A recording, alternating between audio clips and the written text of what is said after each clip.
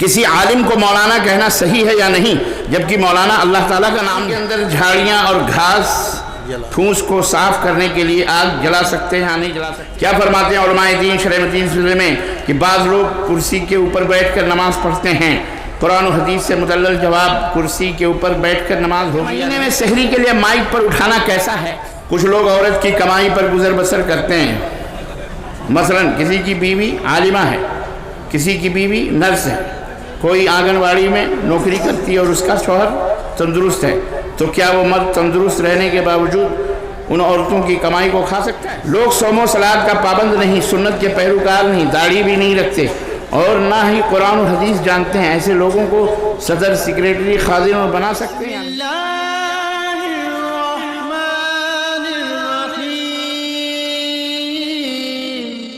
किसी आलिम को मौलाना कहना सही है या नहीं, जबकि मौलाना अल्लाह ताला का नाम है। ये असल में ये भी जहालत है। इल्म ना होने की वजह से इस तरह के कंफ्यूजन आते हैं। काश आपको इल्म होता तो आप भी मोमिन हैं। मोमिन है आप कि नहीं मोमिन? बोलो। और अल्लाह भी मोमिन है, तो आपको मोमिन कहना छोड़ दें? नहीं, यही बात है। तशरीफ रखिए, आप बैठो। नहीं आप बैठो। आप असल में मौलाना यानी हमारे सरदार अल्लाह के रसूल सल्लल्लाहु अलैहि वसल्लम ने फरमाया कि मैं जिसका मौला हूँ, अली उसके मौला है। यानी मैं जिसका दोस्त हूँ, मौला के माने दोस्त भी होते हैं। मौला के माने बोलो, दोस्त भी होते हैं। और वली से है, वली माने वली, मौला, वली, दोस्त। तो अल्लाह के नबी ने फरमाया कि आना मौला, क्या है वो हदीस, मैं जिसका दोस्त हूं अली भी उसके दोस्त है।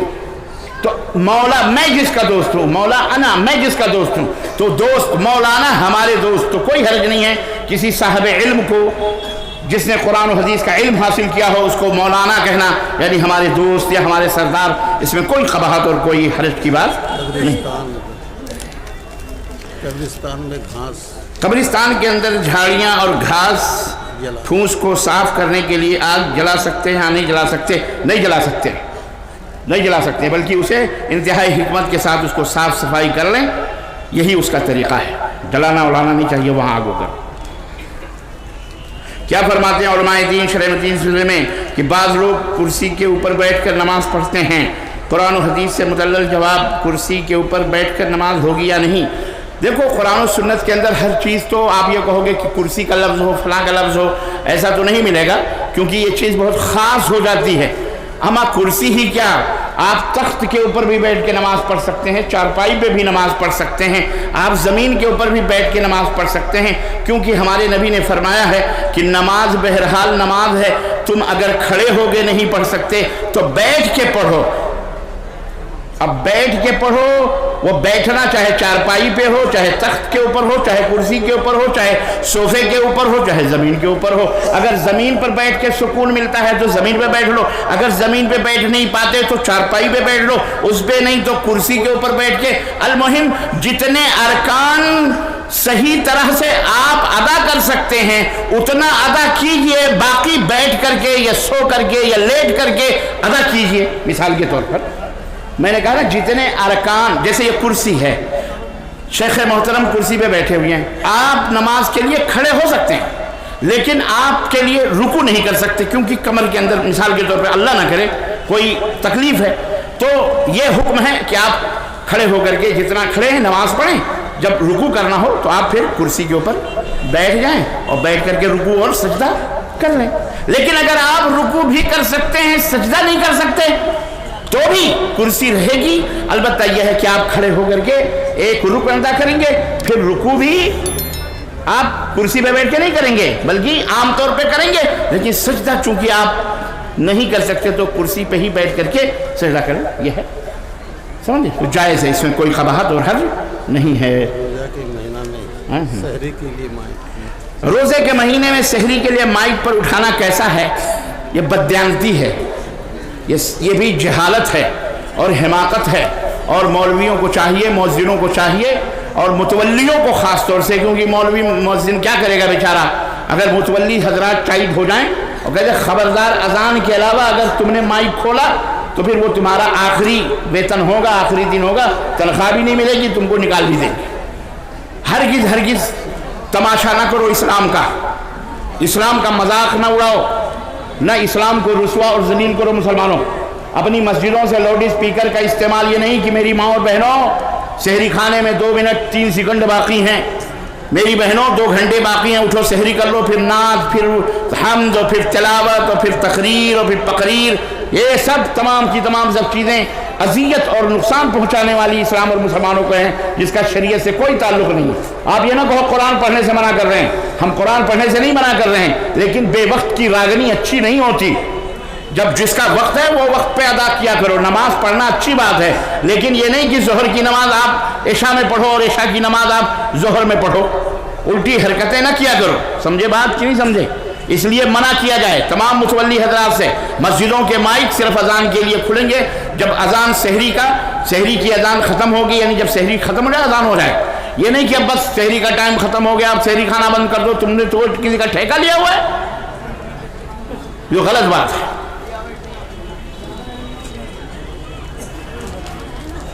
कुछ लोग औरत की कमाई पर गुजर बसर करते हैं। मसलन किसी की बीवी आलिमा है, किसी की बीवी नर्स है, कोई आंगनवाड़ी में नौकरी करती है और उसका शौहर तंदुरुस्त है, तो क्या वो मर्द तंदुरुस्त रहने के बावजूद उन औरतों की कमाई को खा सकता है?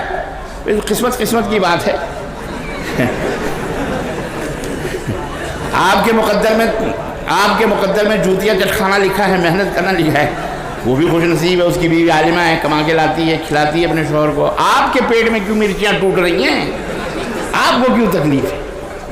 मर्जी है, मियाँ बीवी राजी तो क्या करेगा खाजी?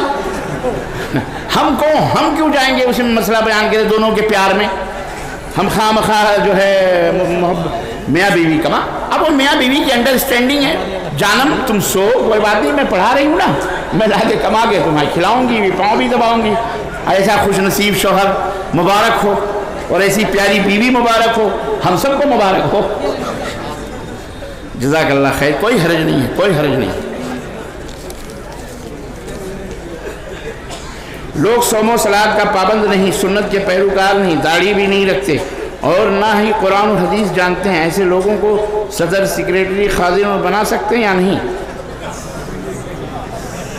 देखें, एक बात समझें,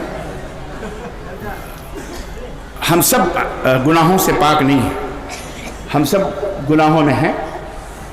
अगर आपके ज़िम्मेदारान कोई उनके अंदर कमी है दीनी एतबार से, तो बजाय ताना और तशनी करने के आप उनके लिए कभी मैं सवाल करने वाले से, जिसने भी सवाल किया हो मेरा भाई, मैं इनसे ये दरख्वास्त करूँगा, मैं पूछूँगा, वो अब मुझे जवाब ना दें, ना बोलें, लेकिन वो अपने दिल से पूछें कि जिनके बारे में आपने लिखा है कि वो मस्जिद के मुतवल्ली हों या सदर हों या सेक्रेटरी हों या हाकिम हों या पुलिस वाले हों, आपके ज़िम्मेदार हो, कोई भी हों, क्या आपने कभी इखलास के साथ नमाज के बाद या सजदे में उनके हिदायत के लिए आपने दुआ की है कि अल्लाह मेरे दोस्त, मेरे सदर, मेरे सेक्रेटरी, मेरे फलां, मेरे आला, ये इस गुनाह में अल्लाह ताला इनको हिदायत दे दे, अल्लाह? रोया कभी आपने, आंखों से आंसू गिराए?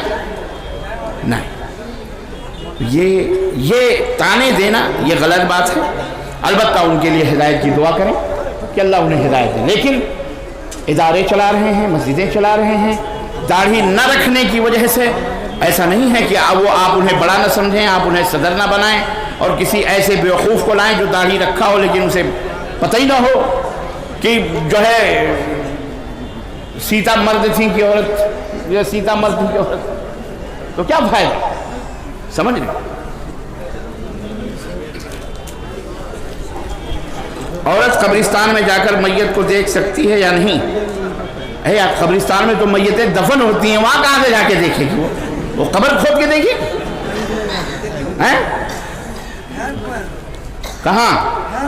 हाँ, घर पर अपने मैयत को देख ले, क्या हर्ज है? उसका बाप है, उसका शौहर है, उसका बेटा है, उसका भाई है, उसमें क्या कबाहत है? मैयत देख सकती है और शौहर अपनी बीवी को देख सकता है। ये तो कुछ लाइलम जाहिलों ने कह दिया है कि औरत मर जाए तो उसकी चारपाई भी उसका शौहर नहीं छू सकता है। मालूम है आप लोग?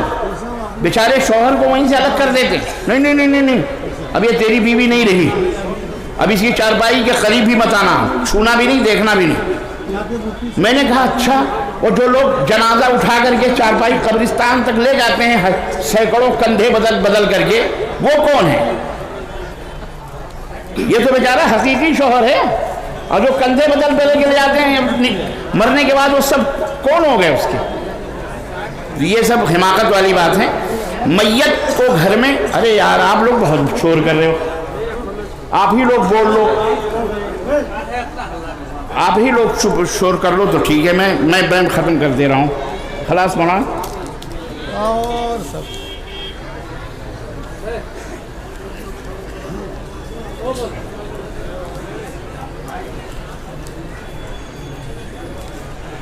زکوٰۃ الفطر میں طلبہ کا خرچ، زکوٰۃ الفطر طلبہ میں خرچ کرنے کا کیا حکم ہے؟ زکوٰۃ الفطر جو ہے غریب غربا میں خرچ کرنا چاہیے، اور زکوٰۃ الفطر کے مستحق وہ لوگ ہیں جو زکوٰۃ کے مستحق ہیں، جو زکوٰۃ کے جو مستحق اللہ تعالیٰ نے بیان فرمائے ہیں، للفقراء والمساکین والعاملین علیہ، وہ پورے 8 مصاریف ہیں نا، وہ 8 مصاریف جتنے بھی ہیں وہ زکوٰۃ الفطر اس کے مستحق ہیں۔ تو طلبہ بھی غریب غربا میں آتے ہیں، ان کے لیے بھی کھلانے میں کوئی حرج نہیں ہے۔ زکوٰۃ الفطر غربا اور مساکین کے پاس عید کی نماز سے پہلے پہنچنا چاہیے یا بعد میں؟